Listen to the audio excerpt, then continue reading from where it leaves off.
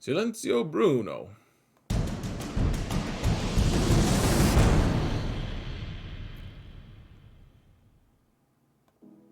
Hello everyone, and welcome to another episode of Xaereth Prevails, a Grand Arena story, guys. We are in the semifinals of week 1 of this 5v5 season, and we won our last one, obviously, or we would not be in the semifinals. We'd be in the loser finals, loser semifinals. Or something. Gosh, I'm so dismissive. I'm like, if you lose your first match, you suck. You are a loser. And that's not true. You totally have value to someone. So, maybe even me, potentially. You also mightn't, who knows. But we've got a lot going on today, guys. I placed EWOKS on defense, so stay tuned for that discussion. Stay tuned for Mon Mothma versus Grievous. They get a rematch. You guys get to see what happens. It's exciting on some levels, at least to me. I get to do, there's some interesting stuff. My opponent was tough to scout because he has at different times not taken the game as seriously as me, which is totally fine, but wasn't sure what they were going to place. So some of my decisions are based off of that. And otherwise, guys, let's get to the fighting. First, two things, guys. First, please, if you want to support the channel for free, I would really appreciate, just hit that like button, leave a comment in the comments section, and if you haven't already, please, I would really appreciate a sub or something. You don't have to pay attention to what I'm doing. You can just hit that sub button and then ignore me forever and ever if you want to. You don't have to. I prefer you watch my videos too, but would love to have you as part of the team. We're trying to get on the algorithm, and you guys have been amazing at that so far. Really appreciate it. Second thing, before we get to the fighting, I do want to say thank you so much to my patrons. All of the support throughout the last year or so, 2 years, have been amazing. You guys are truly, it's so helpful, guys. It truly is. Trying to get testing done, trying to chase the meta a little bit, just trying to stay on the cutting edge of things. Really, really helpful. So thank you guys so much, patrons. Super appreciated. Now, let's get to the actual defenses. Now, remember, guys, there are timestamps in the video description. If you don't want to read them, if you don't want to watch the defense discussion, you can just skip all the way to the timestamps of the first fight. So, that being said, let's go to actual defenses. And here's my front zone. Now, you always want a front zone that's pretty tough. So we have Darth Revan up top, we have General Skywalker below, a couple Galactic Legends. They're pretty weak versions of these teams, but they're also teams that are going to require a decent counter. Jedi Master Luke can be taken out by a few different teams. Rey, obviously, as well. He always uses Sith Eternal on Rey, and I decided, why not just give him a bad version of Rey? Just to, we'll just trade Galactic Legends. So those teams, and then in the back, something that I'm kicking myself for, guys, there's a feat that requires C-3PO to go with Padme and Qui-Gon, and I have a whole week to do it. I didn't remember to do it in my first match. This match would have been perfect for it, but I left C-3PO on defense, so pretty dumb. And then my next round opponent, guys, just to build the hype a little bit, if I actually end up winning this match, I should say, but my opponent has higher lifetime than me, a significant amount more, in fact, and so it's going to be a really crazy match if I can actually win this match, of course, and stuff. So stay tuned for that. It might be epic. Here I am trying to avoid spoilers, dear Lord, but I'm actually recording this without knowing how my opponent did, so just so you're aware, we don't know exactly how it's going to end up. So anyways, we have General Grievous here, we have crew here, it's going to be epic. Commander Luke is not a bad team in the back here, but it does have 3PO, like I said, I really wish I could get that feat, because you try for top 10, you need all the lifetime banners you can get. Well, all the season banners you can get, rather. Now, up top, you can see I have a bad Maul team. I really need to get Savage up to Relics. We have that Jedi Training Rey team. We have Geos, and then I do have my EWOKS. Now, you guys watched in the video prior to this the pretty silly stream where I was intoxicated. We Zeta'd Peplu, deleted Calvin, put relics on Paplu, and after scouting my opponent for a little bit, I decided I don't think I have to worry that much about them. That sounds horrible, but I was like, you know what? I think I can be okay if I just place EWOKS on defense, but there's another reason, guys. There's a legitimate reason why this team is good on defense, and I'll show you. I'm not saying they're paragons of defense, but what you do, so Paplu has this really sneaky thing in his kit where he gets 25% extra speed to start the match, on top of what his normal speed is. So you can see 240, it's not a crazy amount of speed, but what you can do, like, people will look at this and they'll say, oh, 240, I'm going before that, like my team's like 280, I'm good. But in reality, add 25% to this, and it's like 300. And so a lot of times, if EWOKS can go first, they will at the very least steal banners, and sometimes they will just murder the F out of you. It's not pretty, because they just take so many turns. And so Paplu is a little bit sneaky. I don't expect him to do that well, frankly, but he's okay. Now, on their defense, they have some interesting stuff. They have Geos and High Relic Night Sisters. The raid team with Bad Batch, I was like, this is beyond my experience. I have never seen this before, ever. And they also have a Darth Revan team, a fairly slow one, but high relics and stuff. Relic 8 on Malak. And then up top, they have Supreme Leader Kylo, which is surprising. You usually see that kind of team on the bottom. They also equally surprising, they also have, I keep saying also, don't make a drinking game of that, guys, you might die. But if you wanted to, you could, I guess. Die or make a drinking game, or both. So you have Carth and that ROLO team. Just, I don't know. They don't really belong on this GP level, frankly, on defense, but you see it sometimes. So decided the Darth Revan team was slow enough. My bounty hunters are more than up to the task. We can do this. So what we've got going on here is Aurra lead is really good. She makes it so that when characters on her team that have a buff take an action even outside of their normal turn, they get 10% of the contract. So Bossk doesn't have it. Obviously, he doesn't. He's a tank, so he doesn't start in stealth. That's part of her leadership. But so you want to taunt, even though calling everyone to assist might sound nice. You want to taunt because you're gonna get another turn in just a minute. So now we'll have Grief go. He's gonna dispel on Sith Empire Trooper and call everyone to assist. So this is gonna be worth 5% or 50% of our contract. And then Boba actually hit twice because it's 50% chance that he hits the second time. So we're actually at 60%. Now Bossk has Frenzy because he taunted. He can call an assist. May as well target Basti Fallen though, because she is a menace. She's one of the reasons that you can fail this counter.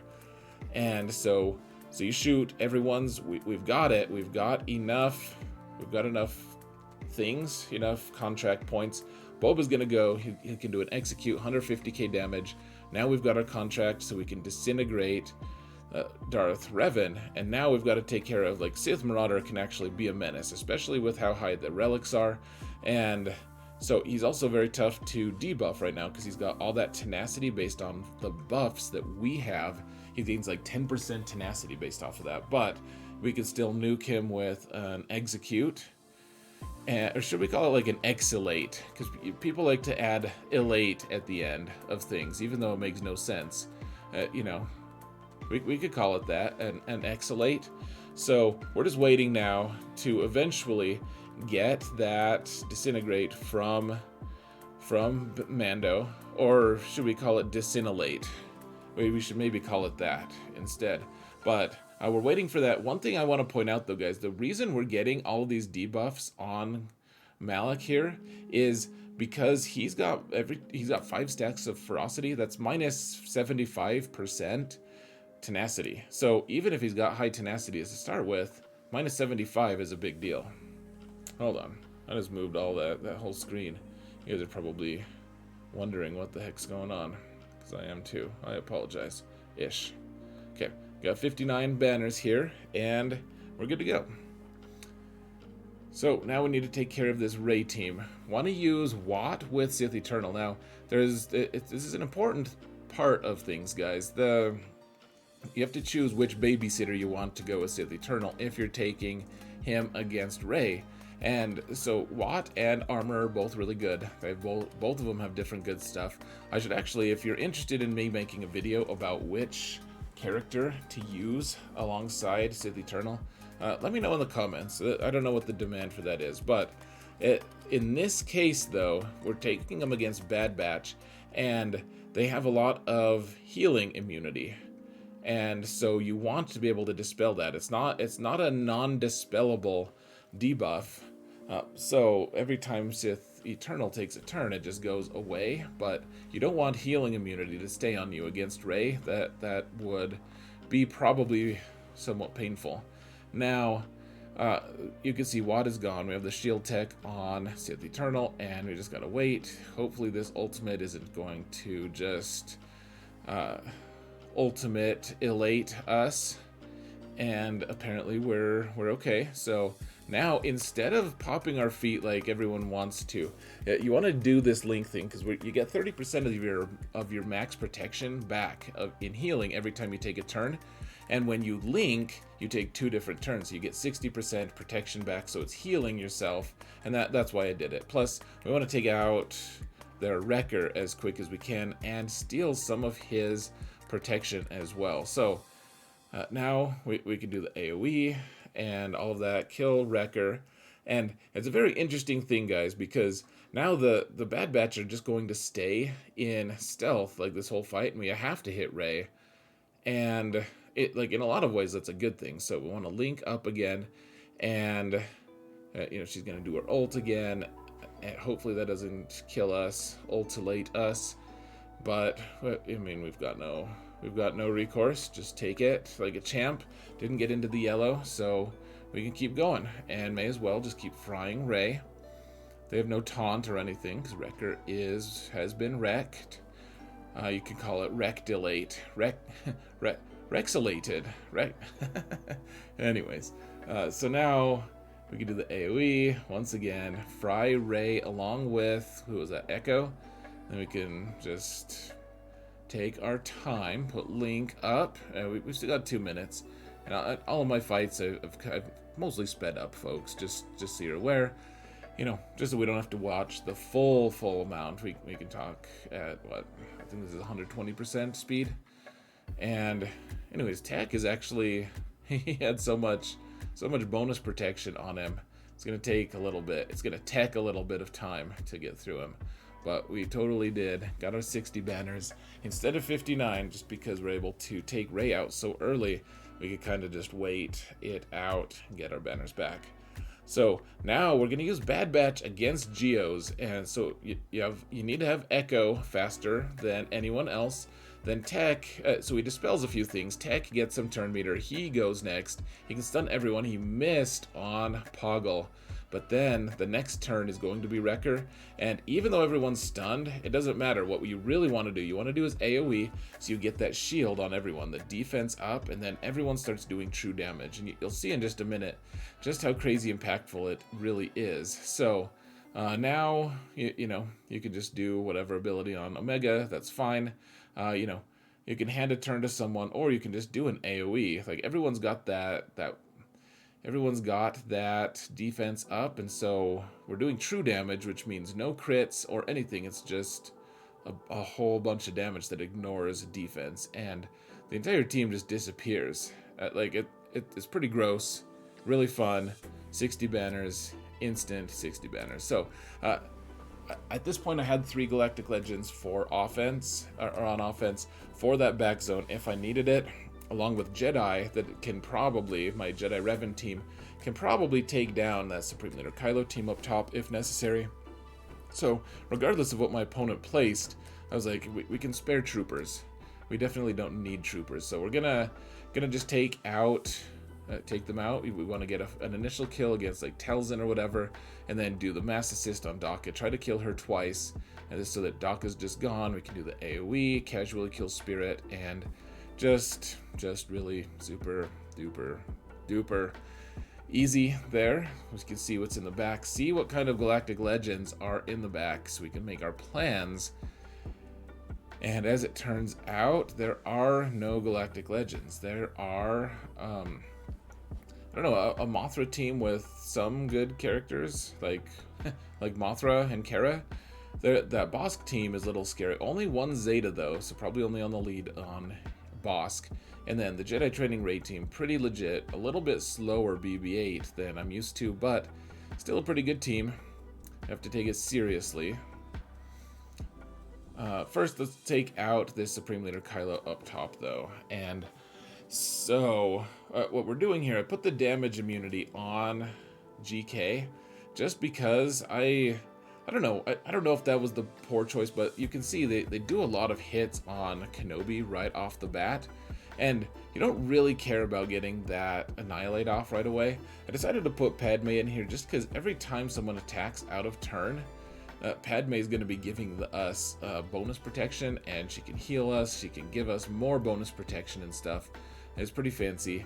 So in the turns that Kenobi gets, we want to be hitting Red Trooper whenever we can. And meanwhile, we're just going to be tanking hits like a champ. Kenobi should have hit Red Trooper. I just fat fingered it and hit Crew instead. And you can see Supreme Leader Kylo actually has quite a bit of ultimate meter right now. I've never once used this team, this composition against Supreme Leader Kylo. Usually it's got one more DPS, like it's got either General Skywalker or Ki-Adi-Mundi, and so it's just kind of different. When I finally got my Catalate,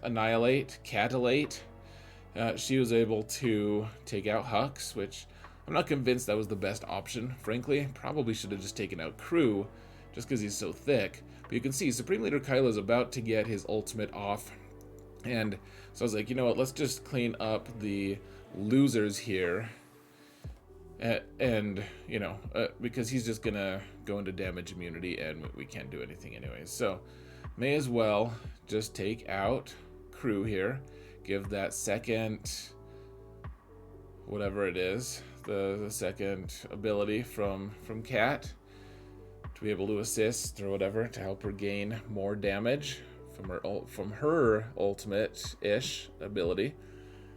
And yeah, looks like Crew's the last man standing, but not probably for too long.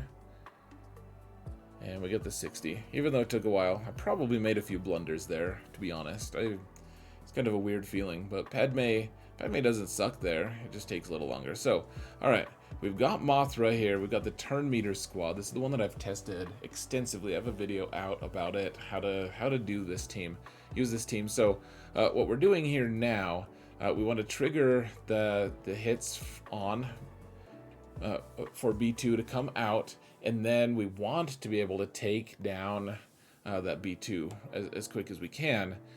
So here's the thing I was trying to wrestle with. So when Kara does her AoE, it reduces turn meter, and that's something we do want, absolutely. But if she does that, Magna Guard has a 70% chance to hit back, to counter. And so I was trying to figure out, okay, if he does count, we don't want to get stuck behind his taunt, because if he counters, then he taunts, and we don't want that. So my thought is, okay, so who's going to go next? Because if we can use a non-attack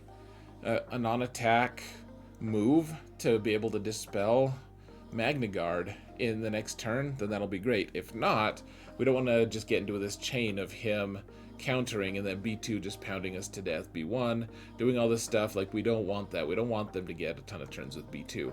So I'm trying to figure it out. Eventually I'm like, okay, that I think the next turn will be Pow, because he's going to gain so much turn meter. So we throw this. Look at all that turn meter that we reduced. It was probably worth it.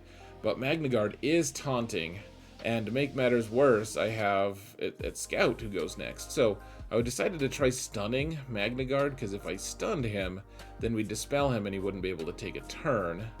So he resisted, didn't work, but then he didn't hit counter. So we got a little bit lucky there. Back to B2, because quick as we can. Make the quick check to make sure you're not buff immune so that he can get the frenzy, and then Pow goes. So we kill B2. Yay! Hooray for that. And now we got to kill B1. B1 just melts to this team, though. It's pretty beautiful, somewhat beautiful. It's pretty, you know, all of those things. So that Biston move, we want to save that to be able to steal turn meter from someone. Magnagard doesn't really matter that much. We'll just take him out. So I'm gonna try to steal turn meter from Grievous. Missed or something. Didn't work anyways. So back to Magnagard, because if we keep hitting Grievous, eventually he'll just put the focus back on Magnagard anyways. So we may as well just take out Magnagard first. And now we'll do the big heal. Doesn't really heal that much, but it also gets a ton of extra damage from that team, which is also fine. Throw the grenades just to get less turn meter on Nute, and you know, we're slowly approaching, like we're gonna win at this point, but are we gonna win it with, like, how many banners are we gonna win with? So the hope, of course, is that Mothra can heal herself at least up to the point where we get to like 57, and as it turns out, boom, we got 57. So not too bad. It's about as good as you can expect with that team, just because Grievous does so much damage to their protection, it's hard to heal back. So we debated a little bit. This is on Gambit Fight Night, folks, on the Gambit podcast channel on Twitch every Friday nights at midnight Eastern time. But debated for a while which Jedi lead: Basti, Jedi Revan, and Jedi Luke. My buddy Solo was really championing this Jedi Knight Revan team, and after a while of discussing like what the turns were going to be, what the turn order was, decided we should probably use Jedi Revan. Frankly, like Basti would have been fine, I think, but once you get through that protection, she like, you're out of luck. You can't regenerate it. So anyways, you want to target that hero Finn right away, take him out, get that ability block on people, and then Rey only did her basic there. She didn't do her call to assist, which was pretty interesting. And so now, you know, we took out Poe. I ended up killing BB-8 really quick and easy. We can get Foresight up on someone. Call Luke to assist there, and Rey is technically, or Jedi Training Rey is a tank, so you do extra damage to her. Finn, same thing. Take him out for 60 banners, and now we're fast approaching it, guys. There's 4 teams we have to take out. I have 2 Galactic Legends left, and 2 teams that are pretty worthless that I have to kill. So we're going to use some fun teams here. We're going to use Bo-Katan, Mandos against this ROLO team. We don't want R2-D2 ruining our sport, though, and smoking at someone, and smoking himself. So I've decided to just smoke him, you know, as quick as we can. Captain Han got all ambitious and stuff, decided to revive R2-D2 somehow, and so I decided to throw the trash can back in the trash can and continue on my merry way. And poor old Stormtrooper Han, he's like, why can't I taunt? Oh, I'm dead. He's like, why is my taunt so worthless these days? Why can everyone dispel this? Now, we're using a Bando team here. I just threw this team in there, not realizing, like, everything I have here is, like, Relic 5 or higher, and these are all Gear 12 characters on a pretty bad team anyways. So, we're trying to get Whistling Birds off, obviously, and you do an AoE with Dengar. You don't expect to kill anyone with the AoE damage itself, but that's totally what happened. Get some Whistling Birds off, and the whole team just disappears instantly. Pretty satisfying, I guess. And we can move on.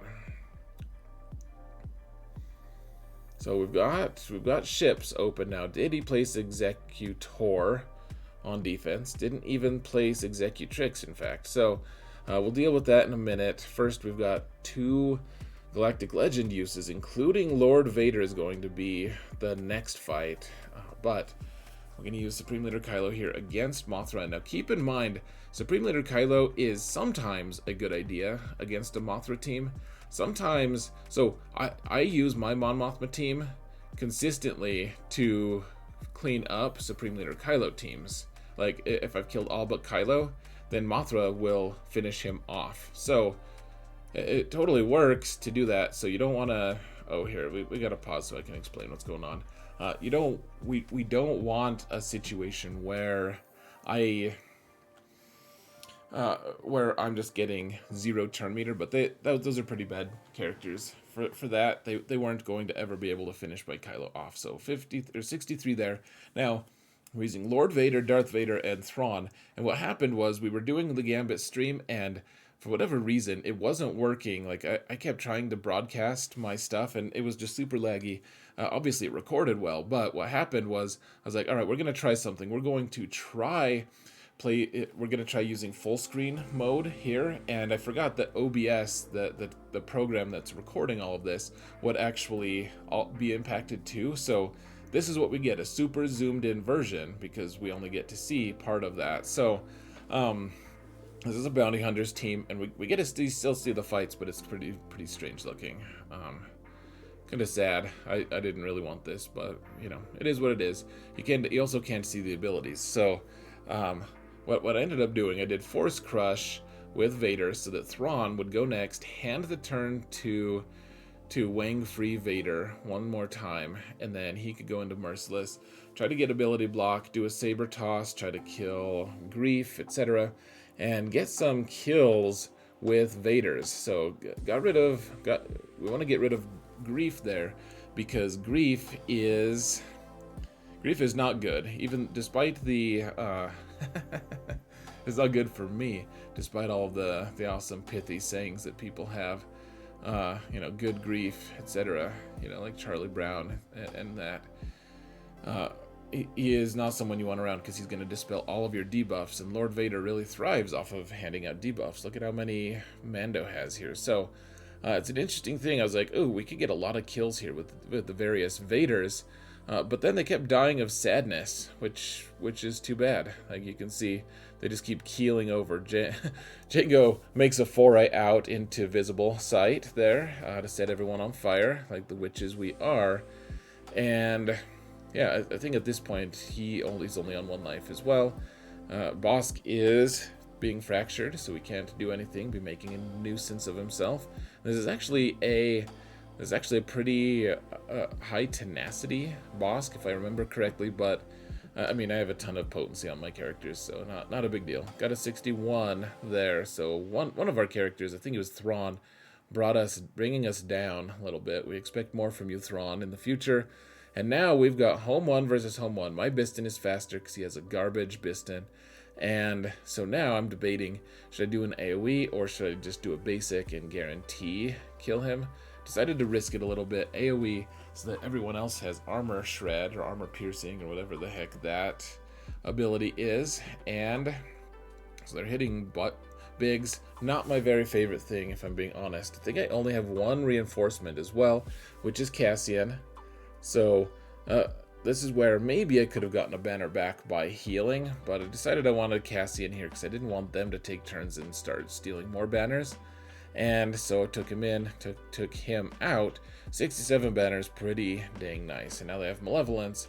Again, they don't have Executor. I have Executor on defense as well. So we're trying our guest for Gambit Fight Night was Thane, and he was like, "Ooh, I know how to beat this." So this is the version with Spy as the starter, as opposed to Vulture. So Vulture's gonna come in. He's gonna put Buzz Droids on everyone, and he's going to blind everyone. So we've got to be ready for that.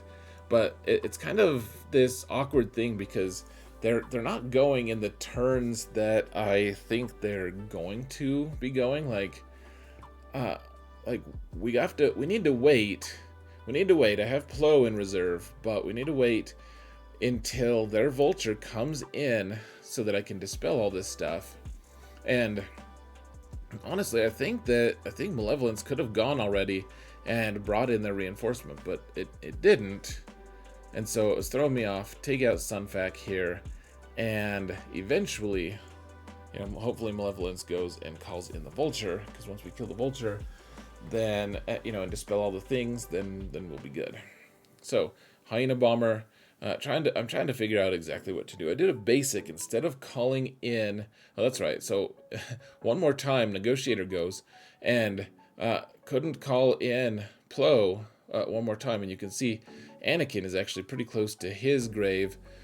B-Wing is close to his grave. Finally, we get Plo in we can give everyone turn meter, and everything's back a little bit better, even though Anakin was like so close to dead.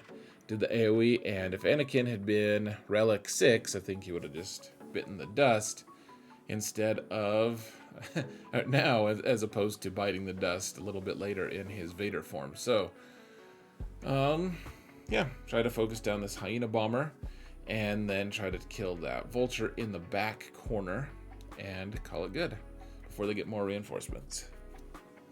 Which actually they can't really, because they only have one reinforcement, because they just wanted Vulture to come in quick. But didn't avail them much. 63 banners, still not maybe the best. I think I blundered a couple things, but I'm happy enough with 63. And with that, we are done with this. I ended up total, folks, dropping 2 banners after all of my bonus banners on various teams. The softmax is 2858, so pretty good here. And I'll tell you what, folks, I don't think he's going to be able to beat that. And so I'm going to post this early because of scheduling things. I'm pretty sure he's just up a creek, especially because he's got to do the coin flip against Executor and stuff. So that being said, folks, please remember, hit that like button if you're still here. Share this with your friends. Tell people. Preach the gospel of Xaereth. No, please though, would appreciate a like or comment or whatever. So, guys, thank you all so much for watching, and remember that in all things, Xaereth prevails. Have a good one, everyone.